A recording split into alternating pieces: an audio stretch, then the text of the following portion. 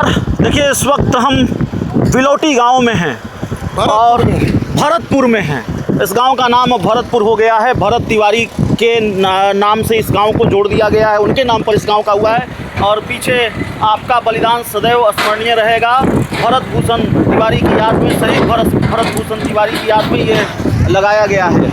और ये वही बिलौटी गांव है। भरत तिवारी का जो घर है, गांव का घर, उस घर से थोड़ी दूरी पर ये जमीनिया गांव के लोगों को इस बिलौटी गांव में बसाया गया है। अब से थोड़ी देर पहले मंत्री अशोक चौधरी यहाँ आए थे, जेडीयू कोटे के एकमात्र मंत्री जो यहाँ पहुँचे थे। और यहाँ की जो तस्वीरें हैं वो हमने देखी हैं, उस पर बातचीत करेंगे। हमारे साथ senior journalist Shrikant Pratyush sir हैं। सर, सबसे पहला सवाल तो चूँकि राजनीतिक रूप से भी इस पूरे मामले ने तूल पकड़ रखा है, तो जाहिर है अपना एक लालच है हमारा कि राजनीतिक चश्मे से देखा जाए और उसको डिकोड करने की कोशिश की जाए कि भारतीय जनता पार्टी और जेडीयू कोटे का कोई बड़ा नेता यहाँ नहीं पहुँचा, और ख़ासकर जेडीयू बीजेपी कोटे का कोई मंत्री यहाँ नहीं पहुँचा। यहाँ तक कि मिथिलेश तिवारी जो शिक्षा मंत्री हैं वो भी नहीं आए, बक्सर से वो चुनाव लड़ चुके हैं, लेकिन अशोक चौधरी आए। इसको कैसे डिकोड, इसके राजनीतिक मायने क्या हैं? देखिए, राजनीतिक मायने तो बहुत बड़े हैं, क्योंकि जो फेक इनकाउंटर हुआ है उससे ये लगता है कि पूर्व मुख्यमंत्री नीतीश कुमार संतुष्ट नहीं है, नाराज हैं, संतुष्ट भी नहीं है, नाराज हैं। और अशोक चौधरी तो नीतीश कुमार के बेहद खास हैं, बहुत करीबी हैं, और वो लगातार खुलकर बोल रहे हैं इस इनकाउंटर के खिलाफ। आज आए भी गांव में, परिजनों से मिले भी, तो ये बड़ा संदेश गया है कि बिहार सरकार के पहले मंत्री हैं जो भरत भूषण के घर पर आए और स्वीकार किया कि भरत के साथ अन्याय हुआ है, भरत की हत्या हुई है, वो इनकम्प्लीट नहीं था। तो ये बड़ी बात है ना। तो अब देखिए, यहाँ हम उसी गाँव में हैं जो बाढ़ कटाव पीड़ितों के लिए बनाया गया है। और देखिए, यही तो मांग थी भरत की कि यहाँ मिट्टी भरवा दिया जाए, क्योंकि बारिश में ये गाँव डूब जाएगा। तो मिट्टी भरवाने की मांग थी, चापाकल गड़वाने की मांग थी, छोटी छोटी मांगे थी भाई। बिजली तो लड़ भिड़ करके ला दिया था, बिजली आई। हाँ, चापाकल भी 2 गड़वा दिया था, हालांकि एक ही चापाकल कामयाब था, एक गंदा पानी दे रहा था। भारत की लड़ाई बुनियादी सुविधाओं की मांग को लेकर के लाइन बना दिया। जहाँ खड़े हैं यही पुलिस उसको आसानी से पकड़ा जा सकता था, सरेंडर भी कर चुका था, लेकिन उसको पकड़ लिया गया। तो मंत्री आए हैं तो इसका मतलब कि भाई नीतीश कुमार को भी स्थान नहीं लगा पुलिस का। आप ये कह रहे हैं कि नीतीश कुमार ने इसको बहुत गंभीरता से लिया है और जेडीयू का स्टैंड बिल्कुल अलग है, या बिल्कुल कड़ा रुख अख्तियार किया है जेडीयू ने इस मामले को लेकर? अलग स्टैंड तो दिखाई दे रहा है, कड़ा रुख भी अख्तियार कर सकते हैं नीतीश कुमार।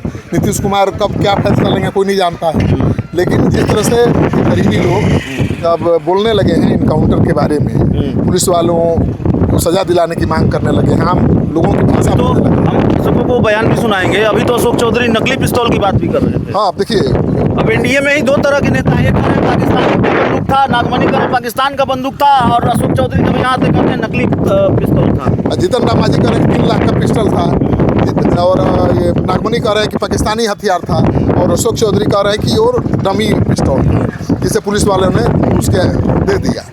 अब तो बातें इतनी बात आगे बढ़ गई है, तो आप समझ सकते हैं कि बीजेपी जेडीयू में क्या चल रहा है। मतलब सरकार पर पूरा दबाव बनाने की कोशिश जारी है, और मुझे लगता है कि न्यायिक जांच का आदेश दे दिया गया है, फिर भी परिजनों को भरोसा नहीं है। लोग भी सवाल उठा रहे हैं कि अभी तक पुलिस वालों की गिरफ्तारी क्यों नहीं हुई। तो अशोक चौधरी आए तो सरकार को राहत भी देने की कोशिश की है। उन्होंने समझाया कि ये सरकार लोकतंत्र है, न्यायिक प्रणाली है, इसको फांसी नहीं की जा सकती, सीधे नहीं मारी जा सकती। तो न्यायिक जांच का आदेश हो गया है, भरोसा करना चाहिए।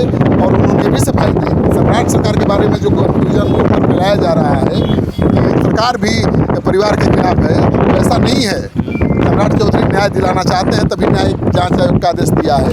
सम्राट चौधरी को परिवार से कोई शिकायत नहीं है, और पुलिस जो दोषी पुलिस वाले हैं उनको सजा दिलाई जाएगी। तो सरकार की तरफ से भी बहुत बड़ा मजबूती से पक्ष रखा, और जो नेता जातीय अलग करने की कोशिश। तो सवाल है कि अशोक चौधरी अगर आकर यहाँ सरकार का पक्ष रख रहे हैं, तो ये पक्ष रखने एनडीए के और बड़े-बड़े चिराग पासवान आए हैं, लेकिन जेडीयू बीजेपी के और बड़े-बड़े नेता क्यों नहीं आ सके? जनता दल यूनाइटेड बीजेपी कोटे के कोई और मंत्री क्यों नहीं आ सका यहाँ सरकार का पक्ष रखने के लिए? अशोक चौधरी ही क्यों आए? आना चाहिए था, सबको आना चाहिए था। सम्राट चौधरी इस इनकाउंटर के लिए सीधे जिम्मेवार थोड़े हो सकते हैं, वो तो पुलिस वाले ही होंगे। न्यायिक जांच का आदेश भी दे दिया है। न्यायिक जांच का आदेश भी दे दिया है, तो जांच होने में समय लगेगा, इंतजार करना पड़ेगा।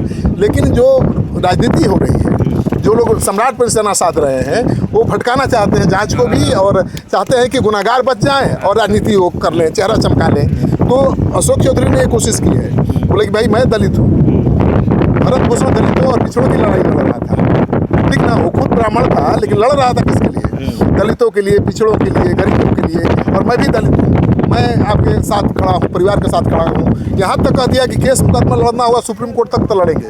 तो नीतीश कुमार का खास मंत्री बिना नीतीश कुमार के निर्देश के यहाँ पहुँच गया, और बिना उनके आदेश के इतना बड़ी बात कर रहा है। खेल बड़ा हो रहा है भरत तिवारी एनकाउंटर के बहाने। शुरुआत हो चुकी है, बड़े खेल की शुरुआत बिहार में हो चुकी है। इस पूरी रिपोर्ट में इतना ही। बहुत बहुत धन्यवाद।